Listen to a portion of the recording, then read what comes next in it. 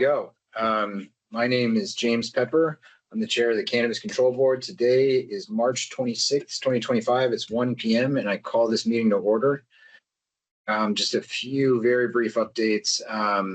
First on our lab, Olga and I visited the Quality Assurance Lab in Colchester yesterday, and I can report that the walls are framed out.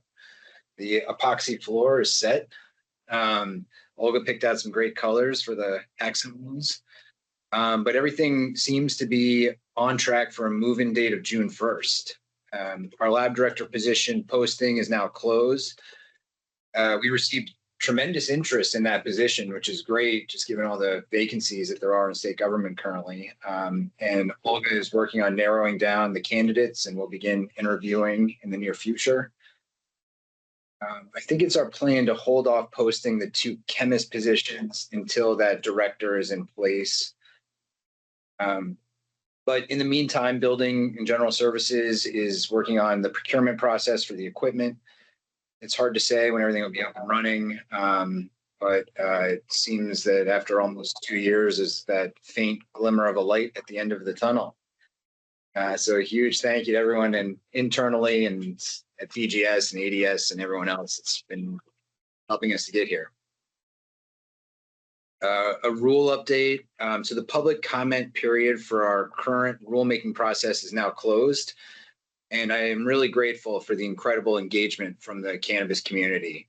In addition to the verbal comments we received at our public comment hearing, we received hundreds of pages of written comments. And I just can't stress how helpful that is. Not just to have so many eyes on the rules to catch the kind of little technical errors that we've made, but also to have the people that are living with these rules day in and day out identify areas that are duplicative, that are overly burdensome, or just not adding value to our public health and public safety goals. When I look at Act 164 that created the board, I see a legislature that took a maximalist and at times contradictory approach to this industry. And a lot of that invariably got translated into our rules. So now that we have a few years of experience, it's just so important that we take a critical eye to these regulations and make sure that they're all balanced and necessary. So anyway, I appreciate everyone who took the time to write in and kind of talk about their pain points and how to improve them. The next steps, we've called a special meeting next week, next Wednesday, April 2nd at 1 p.m. That's the meeting where we will systematically review the comments and discuss whether to change our proposed rules based upon that feedback. It's scheduled for 2 hours. I imagine it'll take a little bit longer than that, but should be fun.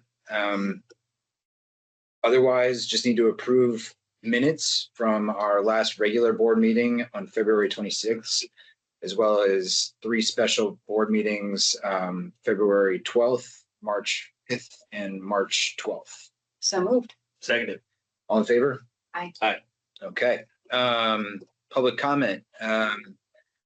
If you've joined the meeting and would like to make a public comment, please raise your virtual hand. And once we get through those, we'll do anyone that's joined via phone.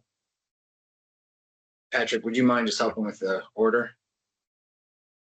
Absolutely. First hand up is Jake Grossman.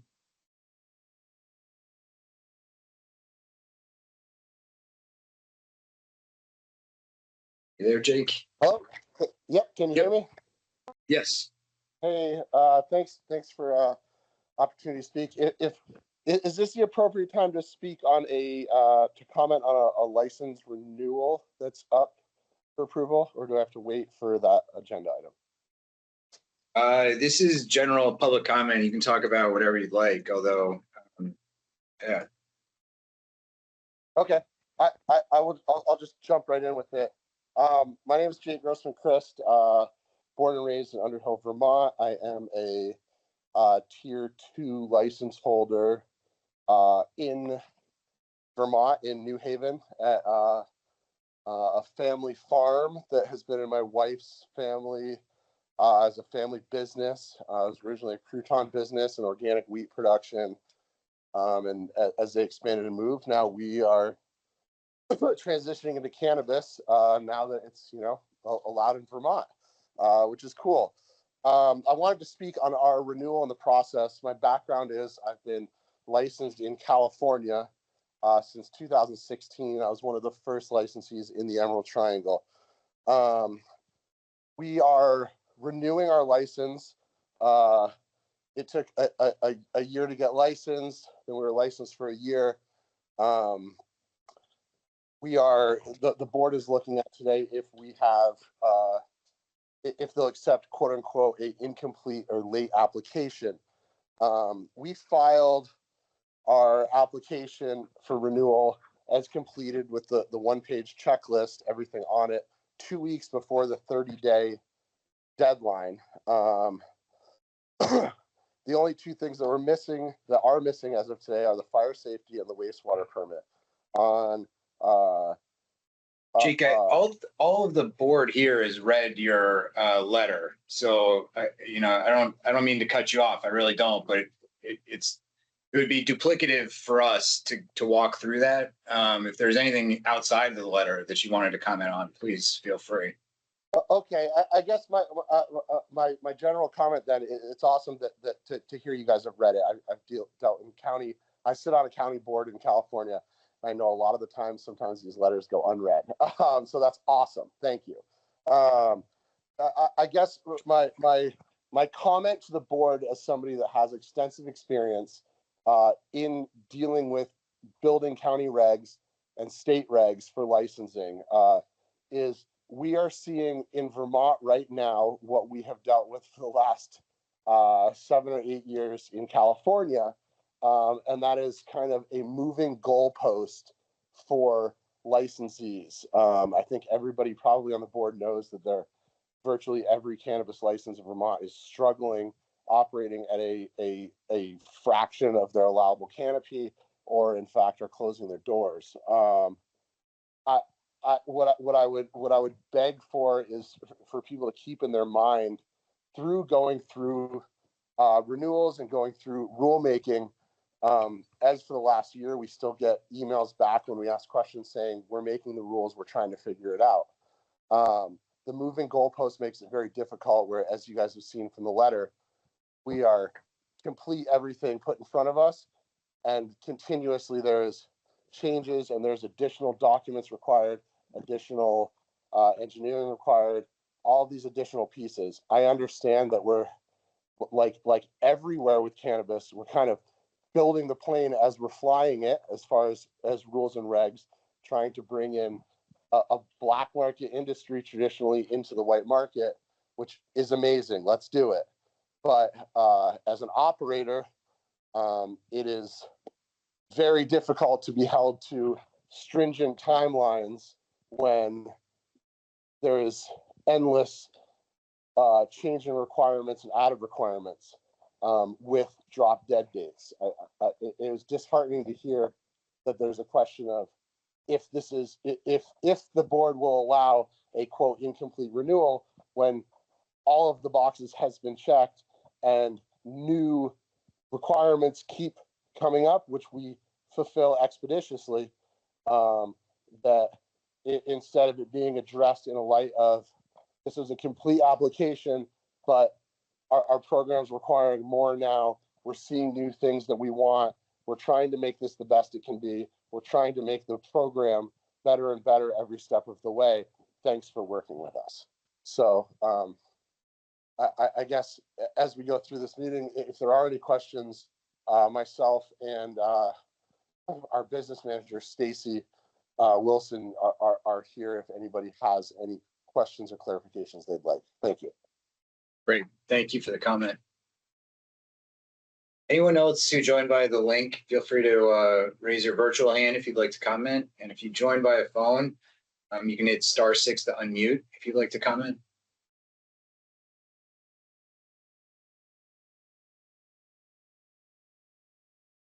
Sean? Good afternoon, everyone. I'll try and keep today's comments relevant to what I saw on the schedule about you all talking about competition and guidelines towards such. I I feel like we should allow things such as competitions with as minimal infringement as possible. And I hope through your guys' meeting today, you'll be able to clearly lay out what the concerns are that this Oh, here we go. to a stop. Okay. I missed it. There's Hold on. provisions and pathways. Yeah, sorry, Sean. Hold on one sec. Certainly. I think you should be all right now. Sorry about that. Thank you. I think there's enough creative minds here, both on the board side, the legislative side, and all of us in the room, that we should be able to facilitate pathways towards things such as a competition. If it's a matter of paperwork, we have manifests already. We can show chain of custody of a cultivator showing a transfer manifest to whatever shop is supposed to be the spearhead of collecting samples.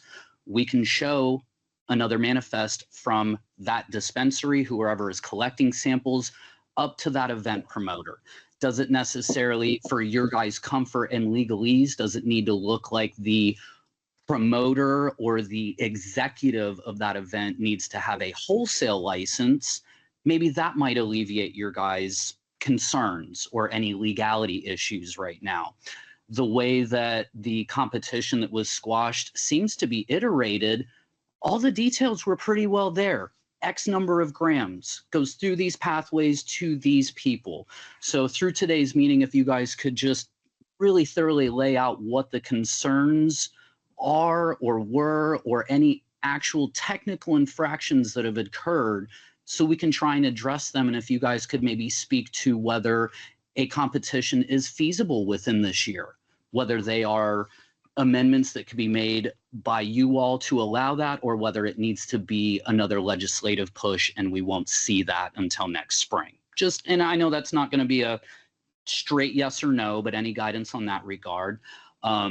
Continuing to work with certain people in here to get the special event permit off of the ground, and hopefully see some of those permitted events happening starting this summer, starting this year. My concern with those special event permits is, say, in the realm of a concert right now, if it is an outdoor concert and tobacco smoking is permitted, seemingly I am allowed to consume cannabis in the generic part of that venue where tobacco consumption occurs. If we now institute a policy of having these special event permits so that cannabis can specifically be consumed at the event, does that mean that everyone consuming cannabis now has to go in the little fence and have their ID checked? Because that just kills my vibe of the concert experience totally. So I don't want to have the special events permit now dictate everyone else's course of function, because there are cannabis consumers at that concert that do not have a want or a need to be in the little gated portion, and maybe there's a dispensary there, maybe there's a couch. So yes, special events, but we should be mindful that instituting more and more rules or guidelines of the special event permit would potentially infringe upon general public members' ability to consume in their own legal and comfortable ways in public. And I guess my last part of that would be, special events are great. We need to absolutely start finding pathways towards a social consumption lounge. Indoor, sit down. I in particular don't care about alcohol. We probably know that the two shall never meet, but I want to be able to sit down inside in February and comfortably consume my cannabis, maybe have a juice or a tea, maybe have a little piece of chocolate. Because the moment I have to go outside and consume, that establishment that I was in, probably not going to go back. And I'm going to go across the street and get my coffee and keep walking, kind of thing. So social consumption lounges for a multitude of reasons. Tax dollars coming in, tourism, normalizing for a large part of our public what is their social life, what is their part of their routine. So please go. I encourage all the board members, take some of our $17 million of tax revenue, and you guys go take a funded flight out to Cali or out to Las Vegas and see some of the models for these social consumption lounges. Thank you all. Thanks, Sean. I do just want to touch on a point about consuming cannabis in a tobacco area. Just, the tobacco laws around clean air are different than cannabis consumption. And I'm not going to give any legal advice. We do have some guidance about that, but it's, I just want to make sure no one's getting the impression that you can consume cannabis in public spaces, even if a lit tobacco product is allowed. All right, Jeffrey. Thank you, Chair. I'm in my car. Can everyone hear me okay? Yes. Yep. Terrific. Appreciate you all. Hope you have a good meeting. Hope everyone is doing well this early spring. I just want to comment briefly on the rules amendment process, but before I do, I just want to touch upon some of the sentiments that the previous commenter had offered. I want to share that I appreciate the need for consumption and really industry, and the board is aware of our position here.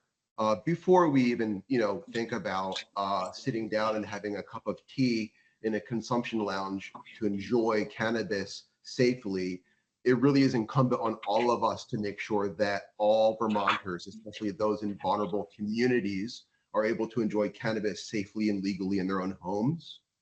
That is, we believe, the greater priority for Vermont. Canada has public consumption. New York State has public consumption wherever lit tobacco is allowed. So should Vermont.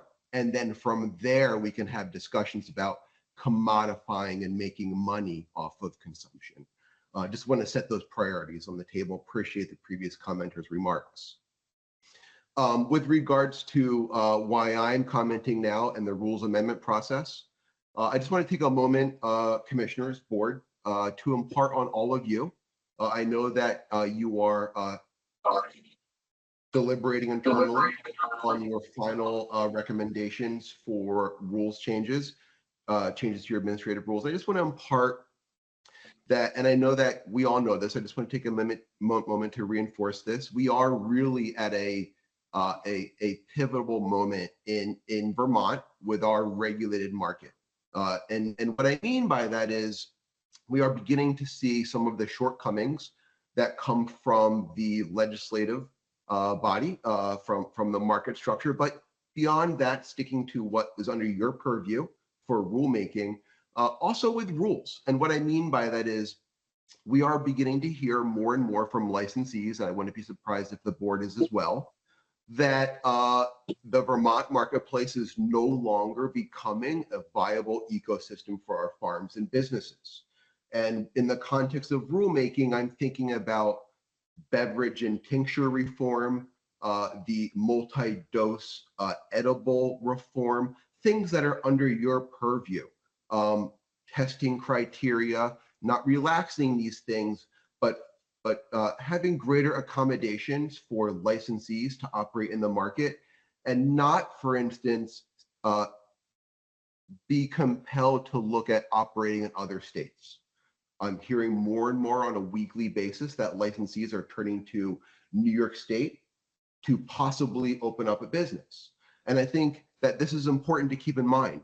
New York State figured out beverages. New York State figured out multi-dose edibles. New York State figured out a lot of these things. They don't do everything right. They get a lot wrong.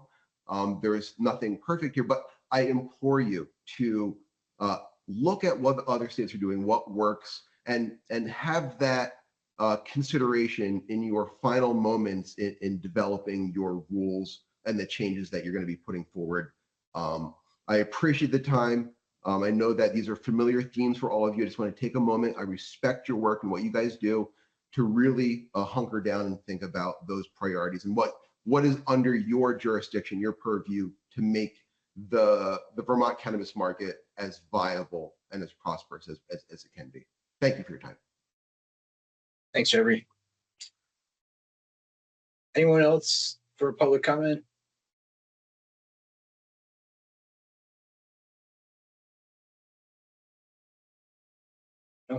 Okay.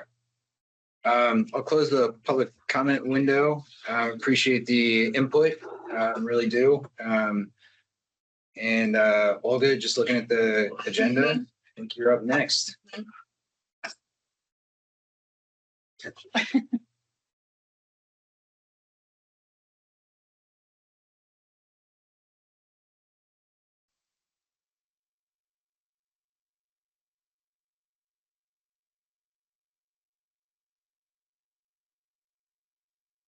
Right.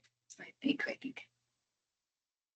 All right. I think here we go. So that's our regular report for the month of March. So I'll dive right in and we'll start with the adult use program licensing data to give you an overview of the most recent information as provided by our team. All of the data is current as of March 18, unless otherwise specified on the individual slides. And we'll do a little bit deeper dive into the cultivator data now that the cultivation application window has closed and most cultivation applications have been issued. And I'll spend a little bit of time on the product registration data as well, because I know there were some questions about that last month. Okay, so digging in, we'll take a look at so on this slide, we are looking at all of our active licenses, and you're looking back 3 months. So the month of March is this light green color.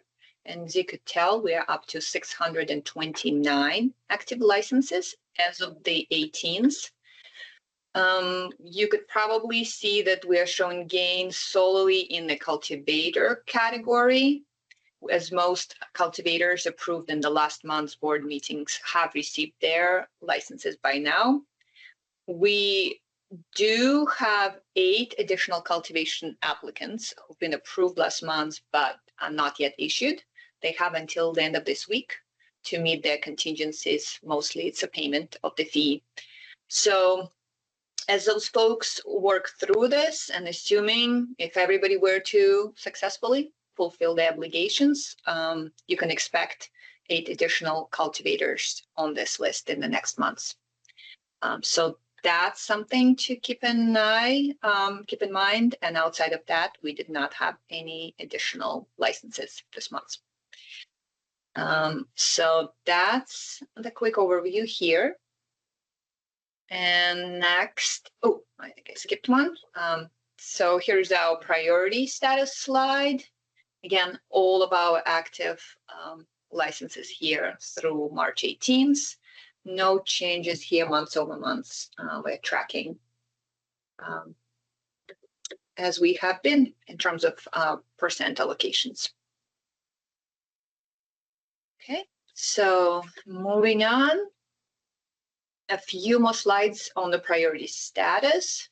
We've seen those before, so I'm bringing them up this month. I think we kind of held them back for the last couple of months.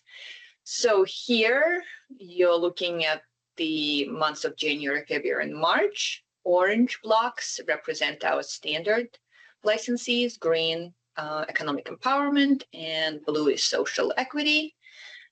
Again, numbers indicate a consistent proportional increase in each priority status category months over months. So that's what we are showing here. Now we'll just look at the individual sort of subgroups of our licensed population. So here you're looking at the cultivators. Again, over the last 3 months, there is a small bump in our economic empowerment category, but it's been tracking consistently up. So you're seeing that social equity staying stable, and standard categories generally stable as well. So that's that. Manufacturers, again, the trends remain steady without spikes or declines. So 1 month. All right. finally, our retailers. No changes, as you could see in the last few months, except there, one additional retailer who was issued in the month of March that we reported previously. So we are locked at 110 retail licenses. And as you could see here, again, percentage-wise, our standard retail community is at 58%, and social equity and economic empowerment add up to 42%, which again is exactly the allocations you're seeing across other license types. So everything is staying pretty stable across subgroups. Okay, I'll move on. And we'll look at our sort of back to our cultivators. Again, since that's the category that has seen the most change in the last months, you're seeing a slight increase in the indoor numbers. I think we're at 41% this month, and we were at 39% back in November. And our outdoor numbers have dropped by a couple percentage points over that time period. So again, nothing significant, just a slight increase in the indoor and decrease in the outdoor licenses. Mixed license type is roughly at 25% consistently. That's what we are seeing. And I have another slide on our cultivation licenses. So this is the 3 months worth of data. Just some additional color here. So the light green is the month of March. And so you're seeing increases in just the tier ones for the most part. So tier 1 is up 6% for the indoor, outdoor, same. And then mixed has gained 3 licenses. And I think the only other gain is in our outdoor tier 2. We gained 1. License months over months. So just a little visual here. And one last slide, mostly sort of tells you where our cultivators are located within the state.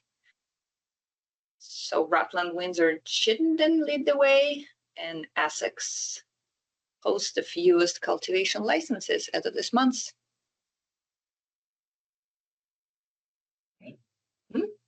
All right, moving on. Quick look at our manufacturers. Again, 3 months worth of data and really not showing any changes. So things are pretty stable on several months. Okay, so that's where things are at. And next, we'll look into the product registration data. So you're looking again at a period of time between February 15 and March 18th. The image is a little maybe small, so I'll highlight some key points. So similar to last month, we are reporting just under 5,000 registered products currently in the system. So that pie chart below that number, the first pie chart, provides some additional information about the types of products currently registered. Of course, flower continues to be in that category. So the 696 number is the number of new products submitted for registration during that time period. So that's what that number represents. And then the 461 number is what has been registered over that month. 35 days, and then 306 products were marked incomplete. So the team has touched all of those. And additionally, if you look in the pie chart below, there are also 45 products under review. And again, the team is sort of, those are more complex submissions that the team has been working through. So you can probably tell that we are going through more So whatever we receive in submissions, we actually process more. So we're really digging into any of the backlog and pushing things out in real time. So, and again, a reminder that we also have a PR portal on our website that can provide some additional information and real-time product registration numbers and expiration dates of those PRs. I have a couple more slides on PR, but if you have any questions on this one, no, good, okay. All right, so this slide is a breakdown of the reasons for incompletion. You've seen this slide last month, and I've asked, I know Julie asked some questions about the distinction between labeling versus packaging requirements. So the team has shared the following. Labeling requirements include a license number, any issues with that, best by date, produced on date, health warning issues, or serving size information. So that's what's captured if an issue is with a label. And then packaging would include child resistance or deterrence, or issues with approved containers. And if it's plastic, does it have the waiver? So those would be the differences here. Thank you. Yeah. So that's where that's at. And then, for example, general requirements. An example would be if our team is unable to test the QR code, that's included. Or using phrases such as always organic ingredients, right? So things to that effect that are a little bit outside of other categories. So that's the list of our incompletions. And here's one more slide here. Again, a lot of information on this one.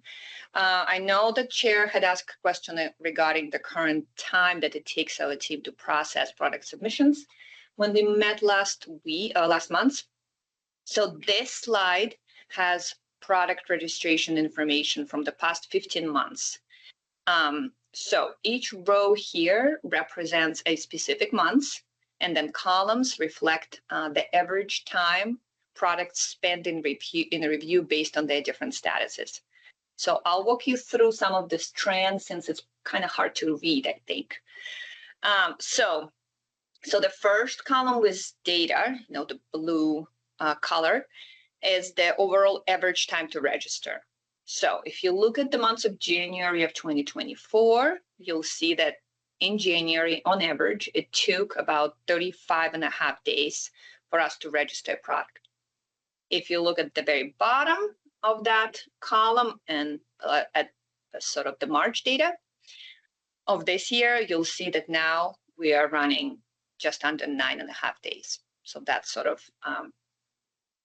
that's the the trend we like.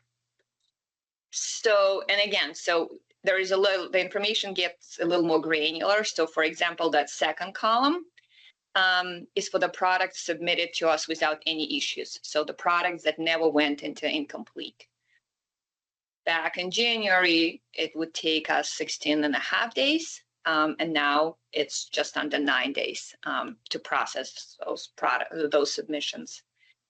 If you look at the third column, that one describes encompasses situations when a submission required some additional information so that the PR was placed into an incomplete status.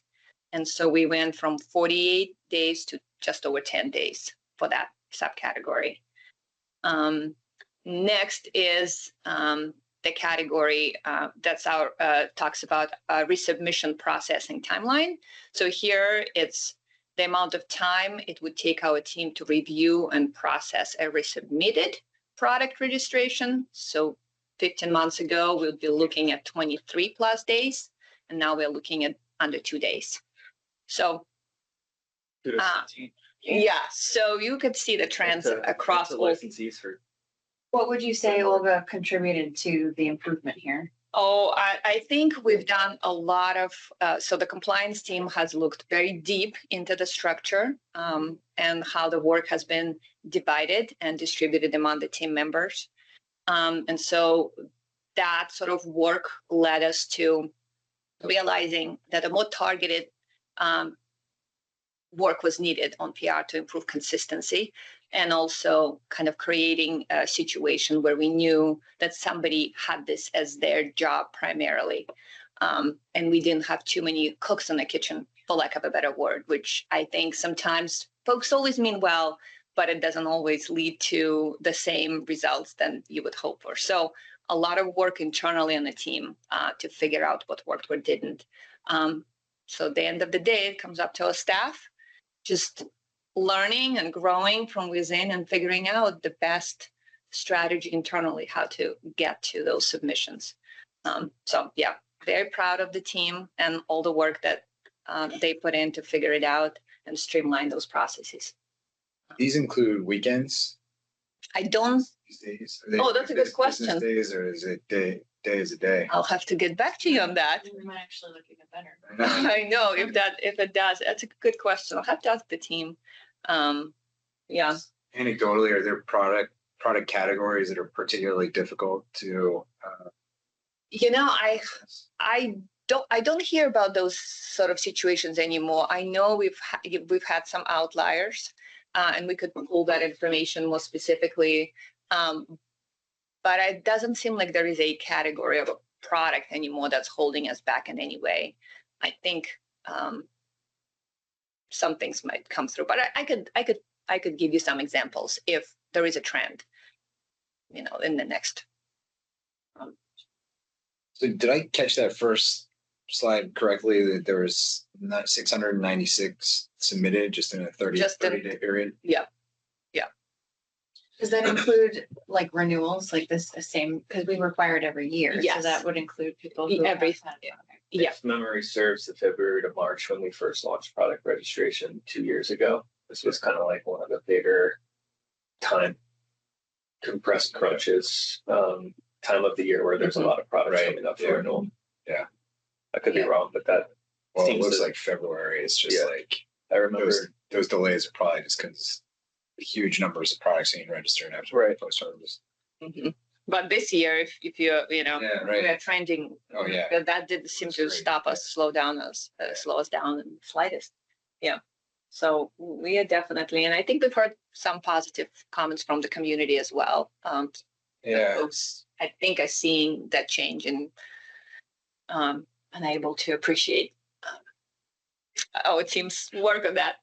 No So- sense in putting the cart before the horse. But are you guys starting to think about processes for a 2-year product registration option?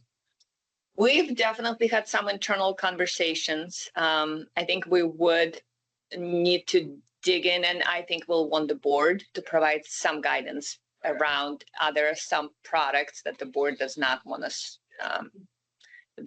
to see Yeah. being put up for 2 years.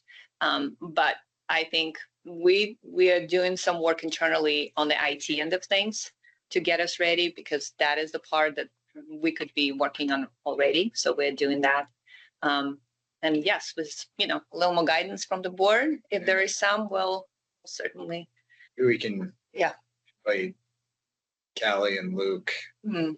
have a meeting with us about that. Maybe if they're willing, like what products can kind of consistently be shelf stable for 2 years versus maybe others that might need a more frequent look at. Yeah, we could try to schedule something with them. Yeah, have them join. Mm-hmm. All right. All right. This is That's very, good. very useful. Thank you. Yeah. I know this Good. is a particular pain point in the industry. Yeah. So yes, that's good. All right. So moving on, our compliance and enforcement data module here. So you've seen those slides before. They should all be familiar.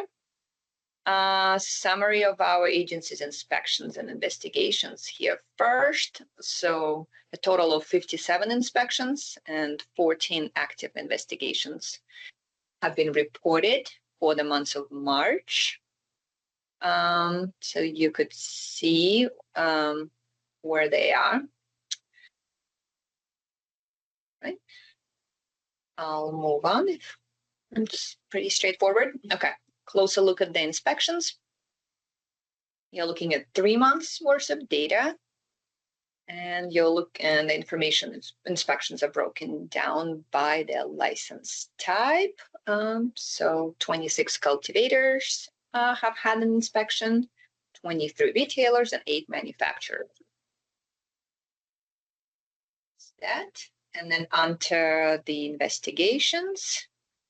14 of those, as I mentioned before, are reported for the month, and primarily the majority of those are in the retail space, 12, and 2 in cultivation. So that's keeping our team busy. It's a pretty significant uptick Yeah. from last month. Are there trends that we should discuss at another meeting, perhaps? I have my weekly check-ins with the team. It's pretty varied, and a lot of those investigations, many of them are around advertising, and we do, have product complaints. I wouldn't say there is a specific trend that you could spot as a big issue, emergent issue. But we'll look at as you can see right here, the number of complaints are growing too, right? So we have 34 for the months. We issued few letters of warning, 5 this month, and then a notice of violation, and 1 each for our cessation of operations and distractions, witness distractions. And the next slide is actually on the complaint type. So again, advertising is leading the way. Product complaints, right, is another one. Business operations. So again, that's some of our folks have issues during the inspections that resurface. But again, outside of advertising, there isn't a trend. So that's that, and a couple more slides just to give a little color on the letters of warning here. So you see that the most common issue this month addressed through LOWs was this lapse of insurance. It was a lapse of insurance issue, and a couple other. And our 1 notice of violation was on advertising. Okay, so that is all we got for you for the enforcement data. So I'll quickly share just 1 slide on medical. Nothing really to report. We're showing same trend. Inching closer to some changes though. Oh, sorry. Yeah, and I feel like there's a continued slide, even though there's a 3-year expiration, which is not great. Yeah, we have exactly. It's slow but steady. I think the number of patients is as lowest we had in 12 months, right? If you look, dropped into 2,600s. Yeah. All right, and now we are ready to move on with the staff recommendations for licensure. Okay. So I have just 1 very short list of new applications. 2 manufacturing businesses are on the list. Those initial applicants. Right. So should we Do approve we- these? How do See, we with do the it? glasses on, I feel Although like the older I get, the bigger the font gets. So it's- I don't really need the glasses to read this. I move that the board adopt staff recommendations to approve the applications listed, issuance subject to final payment of required fees and any other contingencies. I'll second. All in favor? Aye. Aye. Aye. Okay. All right. Now we have our conventional license renewals, and we have 3 slides here. Lots of renewals.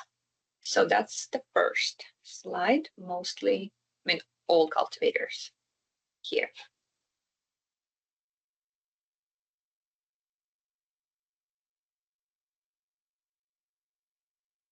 Okay. And our second slide, cultivators and manufacturers.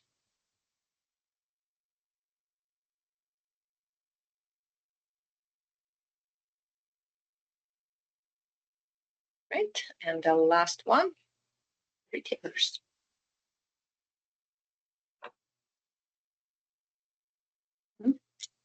So the licensee on this and the 2 prior slides are recommended for approval by our staff. Okay, is there a motion to approve the staff recommendations? I move that the board adopt staff recommendations to approve the renewal of the applications listed, issuance subject to final payment of required fees and other contingencies. I will second. All in favor? Aye. Aye. All right. So next, so this establishment is, they filed late and they included an explanation letter and have since furnished all of the required documents needed for licensure. The board should have received the record in advance of this meeting, and our staff recommends that the board accepts and approves this late completed application as authorized by Rule 115(1)D. Questions for Olga? Nope. Okay. All right, so Is there a that's, motion? I move that the board adopt staff recommendations to approve the late renewal of the application listed, issuance subject to any final payment of required fees or any other contingencies. I will second. All in favor? Aye. Aye. and I have one more slide. And so this final slide is our late and incomplete renewal submission. So this cannabis establishment has filed explanations for their untimely filings, again, under Rule 115(1)D. But elements required for this establishment's renewal are currently still missing. The board has received the materials provided ahead of this meeting. And the board has its authority under subdivision of Rule 115(1)D to continue the existing license in force until the board's regular meeting on April 30th. Any questions for Olga about this one?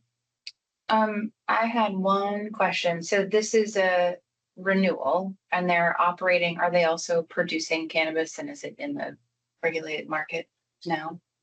From Do they, the letter that I read, I don't think. I doesn't don't sound like believe it. so. Okay, I just wanted to make sure that I was reading that.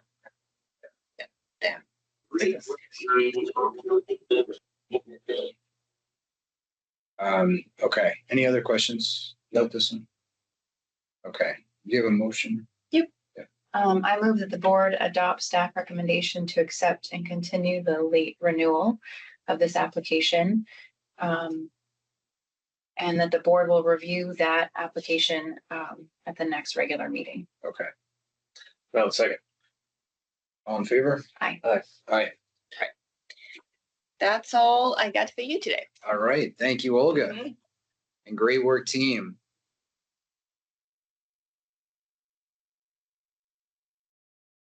All right, so the last thing on our agenda today relates to competitions. I think, in setting up our rules, we didn't really think about competitions, and we got a request to add some language into our rules at our last rulemaking about them, and we did. And we haven't had a chance really to discuss that, given all the other issues that we focused on. I want to acknowledge that we did recently send a letter to licensees regarding participation in unauthorized competitions.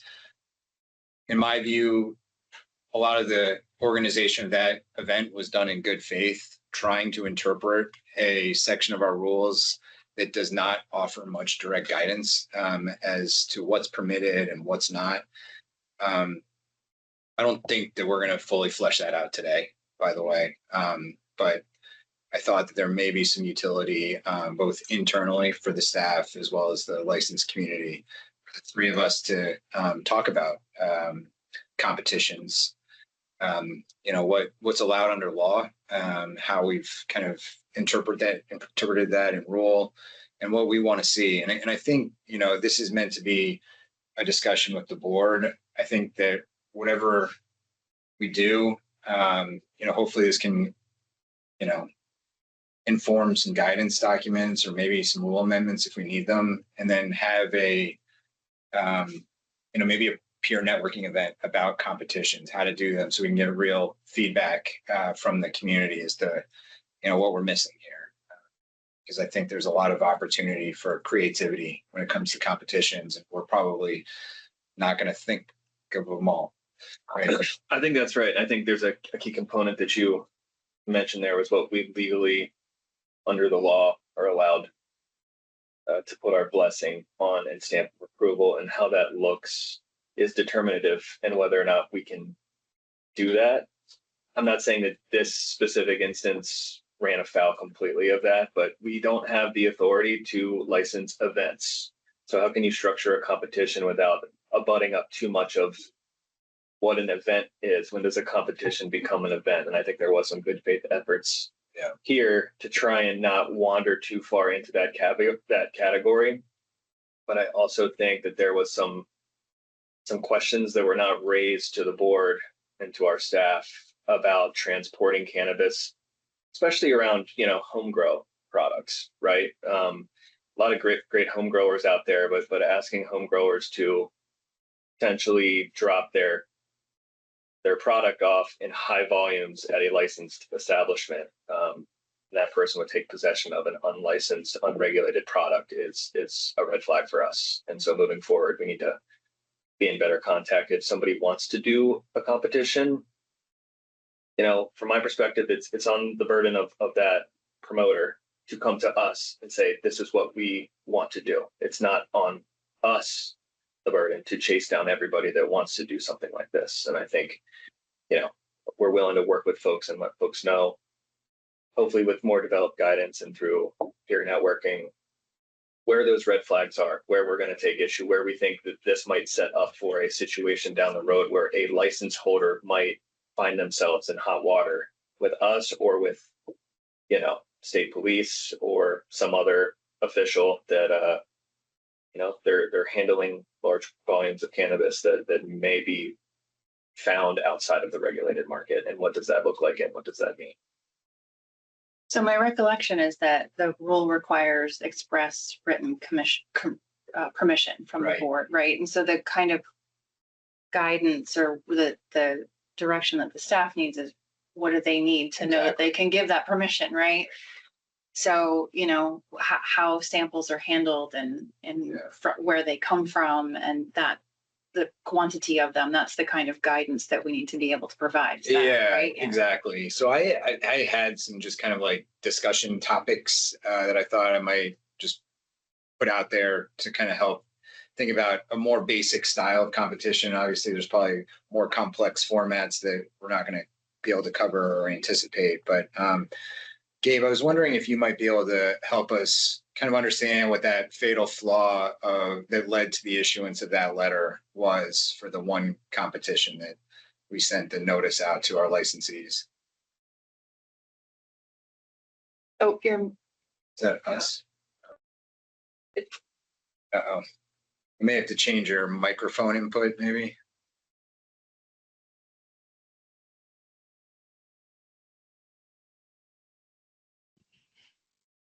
Or maybe Patrick has to authorize you. No, he's already authorized. It's showing him unmuted right now. I'm not. Can you say something? Or can you? Yeah, I just. There you go. Okay. Yeah. Okay. So that's odd. I got you through my phone. So, all right. Sorry about that. As long as you can hear me, all right. I'll go ahead. I did. This has been a challenge as long as the regulated system has existed. We had almost a decade of kind of no regulation, and people were having contests, and nothing was really amiss. But now that we have regs, it's really important for all of our licensees to keep up the kind of boundaries between the market and home grow or the illicit market. They really can't cross lanes, and I think that's sort of the big picture item. As Kyle said, we're really hemmed in by the limits on public consumption and the absence of event permitting. So that means that we can arrange for and approve competitions, but within really narrow bounds that sometimes aren't compatible with what people might hope if they just kind of had an open field to design a system. Our rule on this is 2.3.9 C through D. This was implemented, as you said, in the October 23 rule amendments, because we realized we didn't have anything for competition samples. And if you look at that rule, 239 C through D, you see it's got a three-element requirement, really. The samples have to be done for a bona fide evaluative contest with the written authorization of the board. That part is really important because that written authorization would look a lot like a permit that had certain terms and conditions and agreements about how things would go. And so that's a nice flexible way to address, there's not one way to do a contest. We would be able to sit down with a licensee who wanted to organize one and administer it, and write into that written authorization permit what the basic understandings and rules of the road would be. And so that's why you don't see a lot of other rules other than 239. I think a lot of people have said, well, it's very hard to understand what this would look like because there aren't a lot of rules about it. And I think the answer is that's right. We kind of make an ad hoc permit. But the first element is that written authorization to the board based upon a decision that contest is a bona fide contest. It's really, a quality contest that's being overseen and administered in a fair way. That said, we're not going to regulate the contest itself. The second requirement is that the aggregate amount per evaluative contest can only be 8 grams per strain of flower and no more than 7 strains of flower. So that brings you to 56 grams, which is almost exactly 2 ounces cap. And then the third element of that Rule 239 is that samples have to be clearly labeled competition sale, not for resale. And I miscounted. There's a fourth requirement. I'm sorry. We were accused of always making up an additional requirement, and here we've done it. 4 is that samples have to be designated and identified in the inventory tracking system. So those 4 things have to be there: written authorization, under the limit, the clear labeling, and that it's not for resale, and inventory tracking. So that, and I guess I can answer the question, how could this have worked? First, it would have had to have a permit like that, and the permit would basically make sure that the other elements that we'll talk about are there and that there's a plan for it. So the biggest problem is just the absence of that, going through that process. That would really have to be done by a licensee, because under state law, it isn't really possible for somebody who is not a licensee to have possession of, transport, store, transfer, etc., the quantities of cannabis we're talking about. So, is it possible for, somebody who never touches cannabis to kind of mastermind and organize something like that? Yeah, I think it is. But in the real world, it's very, very hard to do that without the expectation that at some point you're going to pick stuff up, you're going to transfer it around, you're going to move it to the judges. And the only folks that are allowed to do that under state law are active licensees and the agents of those active licensees acting in the course and scope of their employment. One point of confusion that's at the root of a lot of compliance issues we see around items like this is that the employee ID card in and of itself doesn't confer any right. So if you have an employee ID card and you're not acting on the part of your regular payroll employer within the scope of the things that you're employed in your employment role to do on an ordinary basis, there's a problem. And the ID card itself doesn't confer a right to drive cannabis around the state, for example. And we worry about that often from the perspective of both the security and liability of people doing it, as well as clarity for law enforcement. We really owe it to our law enforcement partners to make sure that car crashes happen, speed stops happen. If somebody encounters somebody in possession of a significant amount of cannabis, we need a system where public officials encountering that can tell in a pretty quick way whether or not that's a legitimate activity or not. And so that's why it's so important to go through the license system, to have transport manifests, to have a security plan, to have an arrangement where all of the samples would be always in the custody of somebody who was licensed to have them, always secured according to the security plan that folks had, and always inventory tracked. So I think really red flags where no amount of creativity is going to fix it is if you see a crossing of lanes between the regulated and unregulated markets. If you see invitation of people with medical authorizations and cards to participate in an adult use related competition, that is sort of a red flag. And if you see an arrangement where a person who is not the bona fide employee of a cannabis establishment would be transporting or possessing more than an ounce in order to make things happen, that should be a red flag. And also, if you are asked as an establishment to take on cannabis from outside, that especially if it's from the outside the regulated system, that should be a red flag. So, but one needn't know or keep all those in his head. because what we would be able to take care of that if folks came to us and said, I want one of these permits under Rule 239. I should say the rule is ambiguous, and every time we have to like kind of test one of these out with actual use, which we really have never done in this case, we discover a bunch of things about it that we could probably do better. So it's like as I see this one, it's like, okay, there are a few things we might want to fix at the 11th hour in rulemaking. The item that sticks out to me as I look at 239 is it's unclear whether manufacturers can participate. The rule talks about cultivators may provide samples. So cultivators are a subject, and then in subdivision D of the rule, it goes on to talk about cannabis products and board guidance and specifying milligram equivalents for products. Well, if we're just talking about flower, why are we talking about products? And the one answer is cultivators are allowed to possess their own products that have been manufactured and then taken back by them. But I'm not sure that makes a lot of sense. I think you guys might have intended when you wrote sub D that there'd be some way for manufacturers to enter their products in evaluative competitions. It's not very clear. That's sort of, and when things like this aren't clear in the regulatory world, that's sort of why we have boards. So you have discretion to say what you meant, but the reader can't tell, and that's a problem from a drafting perspective. And so we're going to try to take that up in rulemaking. But really the most important thing is come to us, we can work with you. But we can't work with you in a way that evades state law in terms of public consumption, illegal transportation, that sort of thing. So that, there are limits to our flexibility that we can't change.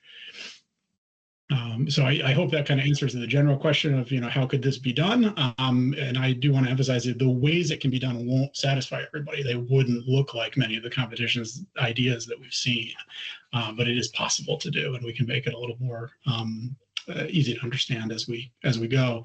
And of course, once somebody cuts trail, we'll have some precedent for this. It's just really hard to be the first one. And this is, the market is so young that we haven't kicked the tires. We haven't test driven this idea.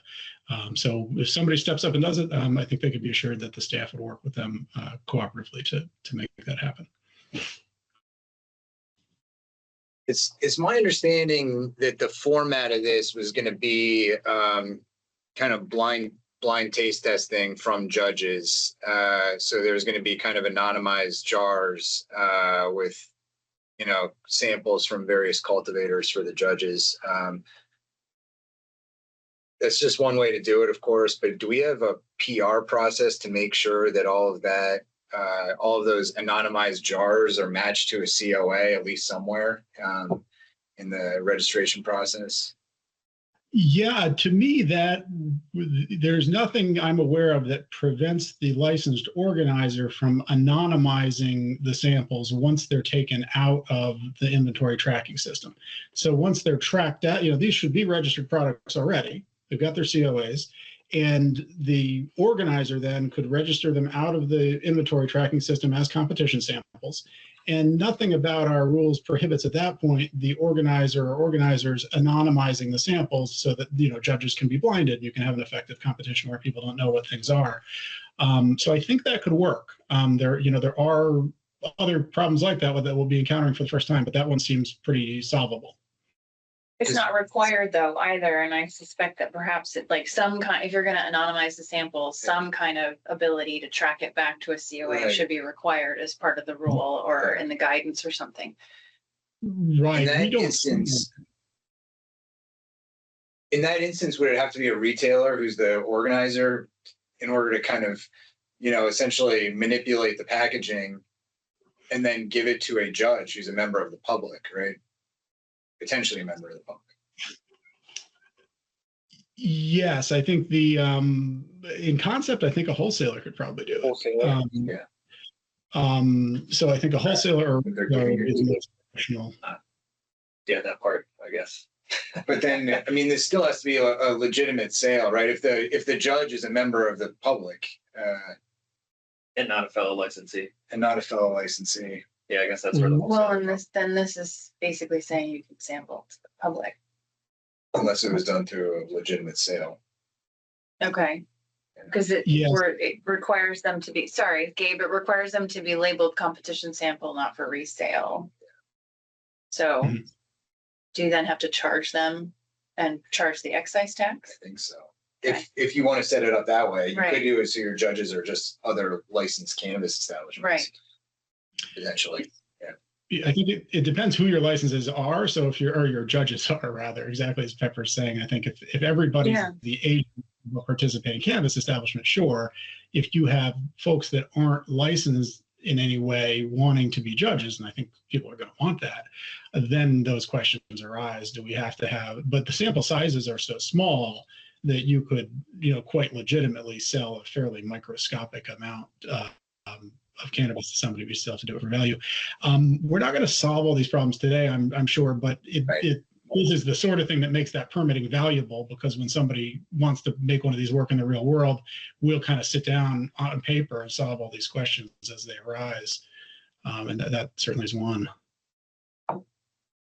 Well, I'm glad we talked about this today. I certainly understand and appreciate the good faith effort of the organizers of this event. To find something that worked given the minuscule regulations and guidance that they were working with. And it's unfortunate the way things kind of turned out, but I think, again, as both Gabe and you, Pepper, alluded to, it might not look the way you want it to look, but I still think that there's a pathway to doing something like this in the future without getting too close to what would be arguably an event without the authorization to hold an event. We just, I think, fundamentally got to do separate competitions for home growers, right? Nothing against, I'm sure there's rock star home growers out there. I know for a fact there are. I home grow and I'm not one of them. I would not do well in this competition. But it causes more friction, even if you're trying to include folks that are not yet in the legal system. And, I know there might be some good home growers that want to use something like this as an opportunity to seek investors or attention and become a licensee. And I think those are really cool pathways, and I applaud the creativity. But come to us, let's work together and try and figure out how to do this, and not let things get so to the point of organization that we've got to claw back without putting our stamp of approval on it. And to that point, I mean, the craft beer industry grew out of home brewing competitions, right? I don't know what pathway to follow to talk about that, because it's completely out of, our system, but not forgetting that, if we're looking for a craft system and we're looking to bring people into the regulated market, like how do we manage these in a way that is useful? I just had a few last questions around the touch up against the advertising laws in competitions. And these are all hypotheticals, so maybe they're not worth talking about until we actually have a live case in front of us, an actual competition is being proposed. But, is a promotion or a competition is that an advertisement? I mean, I don't think it's reasonably calculated to induce a sale of a specific product. So it seems to me like that might fall outside of needing pre-approval. I mean, I know it would depend on the specifics, but yeah. Yeah, I think that's right. I mean, as you're saying, we would apply the same definition of advertising that we do to every kind of event or promotion. And so a promotion of the competition itself would not, to me, seem to promote the sale of any particular cannabis or encourage people to buy any particular thing. The competition is the thing being promoted. And so I don't tend to think that is an advertisement at all.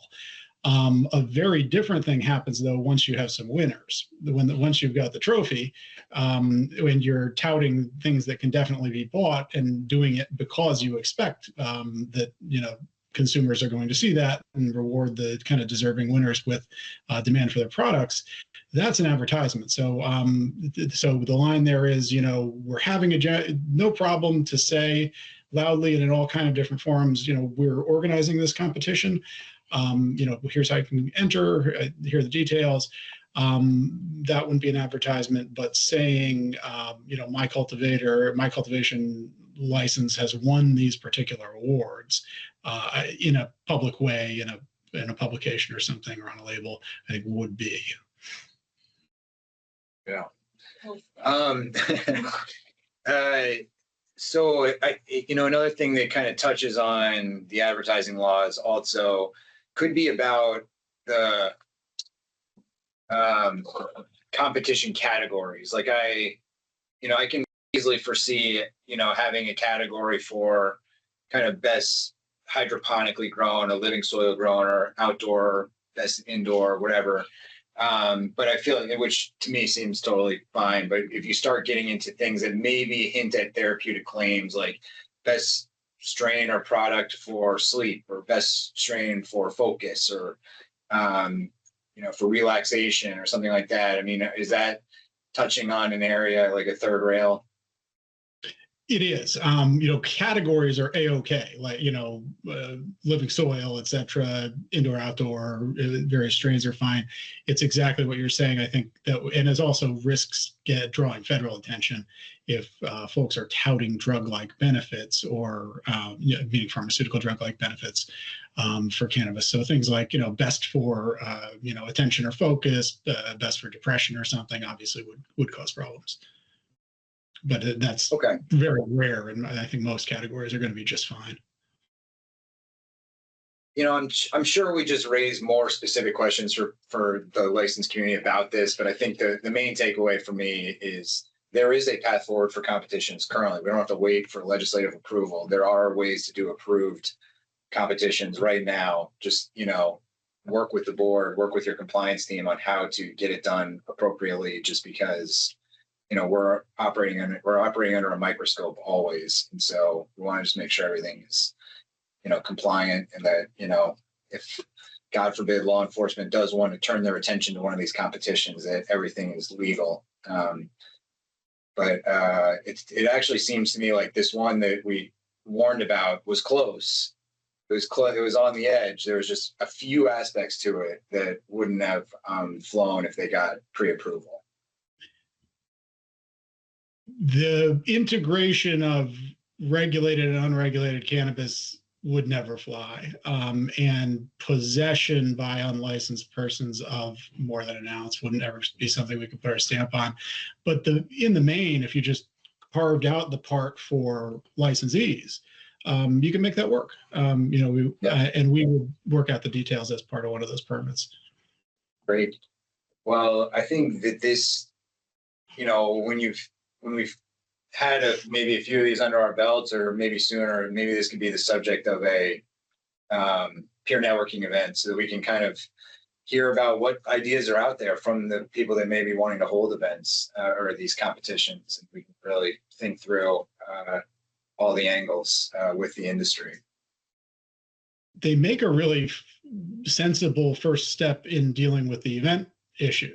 It's sort of a baby step, and it's a very rational way to, if we were to talk with the General Assembly about how could we do that, this one it seems like a very smart one to tackle first in terms of broadening the things that people might be able to do. All right. Any other discussion on competitions for now? Just if you have a thought or an idea or want to do something like this, please engage us as quickly as you can once that idea has turned from an idea into something tangible, and we can work through those things with you. But it's hard for us to chase down every idea unless you bring it to us. All right, Gabe. Well, thank you so much for joining us for that and your thoughts. Yeah, sorry about the audio. Thank you, guys. No, of course. Thanks, Gabe. Any other business do we need to deal with while we're here? Not that I know of. Okay. All right. Well, then I will adjourn the meeting. Thanks everyone for joining. Thanks for the public comments. See you next week. Next Wednesday. month.